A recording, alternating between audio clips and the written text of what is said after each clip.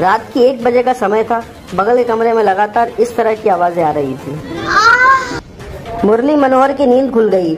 उसने देखा तो उसकी पत्नी बिस्तर से गायब थी। उसे दूसरे कमरे में झांका तो उसकी पत्नी बिंदिया रानी अपने जीजा कुलदीप के साथ टपाटप।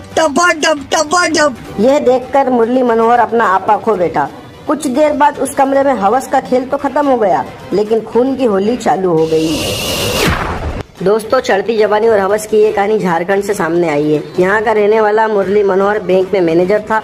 उसके 3 बच्चे थे। उसकी जिंदगी में सब कुछ एक नंबर चल रहा था, लेकिन उसकी पत्नी बिंदिया रानी सन्नी लियोनी से भी ज्यादा सेक्सी थी। बिंदिया रानी जब 17 साल की थी तो उसके जीजा कुलदीप ने उसकी सील तोड़ दी थी, लेकिन शादी के बाद बिंदिया रानी अपने जीजा को भुला नहीं पाई। वो अक्सर उसे अपने पास बुलाती थी। बिंदिया के पति मुरली मनोहर और उसके जीजा कुलदीप के बीच बहुत अच्छी दोस्ती थी। दोनों साड़ू भाई साथ में बैठकर दारू पीते थे। मुरली मनोहर सो जाता था, जबकि कुलदीप उसकी पत्नी बिंदिया को उसी के बिस्तर में दबाकर उसका गेम बजाता था। एक दिन रात को कुलदीप भैया के घर आया। दोनों भाइयों ने दारू पी, जिसके बाद खाना खाकर दोनों सो गए। लेकिन बिंदिया रानी को नींद नहीं आ रही थी, क्योंकि उसे बहुत दिन हो गए थे अपने जीजा से करवाए बिना।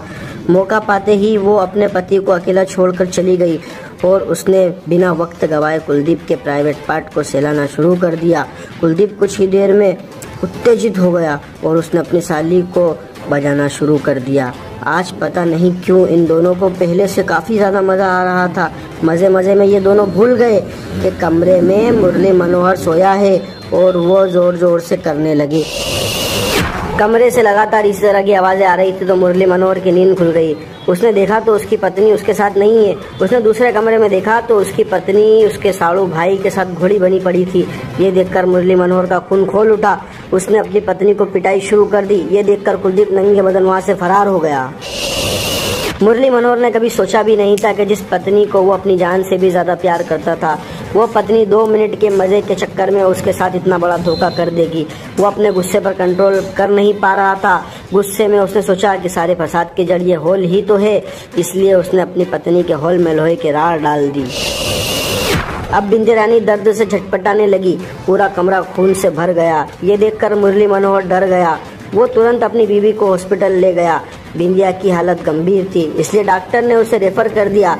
दूसरे हॉस्पिटल ले जाते वक्त रास्ते में ही बिंदिया ने दम तोड़ दिया, जिसके बाद मुरली मनोहर उसे घर ले आया और पकड़े जाने के डर से उसकी डेड बॉडी को घर के नीचे दफना दिया। इस घटना को 10 दिन बीत जाने के बाद गांव के एक व्यक्ति ने पुलिस को इस बारे में जानकारी दी। पुलिस मौके पर पहुंची। पुलिस ने छानबीन की तो घर के पीछे बिंदिया की लाश मिल गई, जिसके बाद पुलिस ने मुरली मनोहर को गिरफ्तार कर लिया और उसने अपना गुनाह कबूल करते हुए ये पूरी कहानी पुलिस को बता दी। तो दोस्तों, फिलहाल हवस के चक्रव्यूह में फंसकर बिंदिया रानी अपनी जान गंवा चुकी है और मुरली मनोहर जेल की सलाखों के पीछे है। उम्मीद करता हूँ कि चढ़ती जवानी और हवस की इस कहानी को आप अच्छी तरह समझ गए होंगे और आप ये भी समझ गए होंगे कि अवैध संबंध का अंत बुरा होता है। इसलिए मेरे दोस्तों, कभी भी किसी की लेने की मत सोचना। दुनिया में हवस को मिटाने के बहुत से तरीके हैं।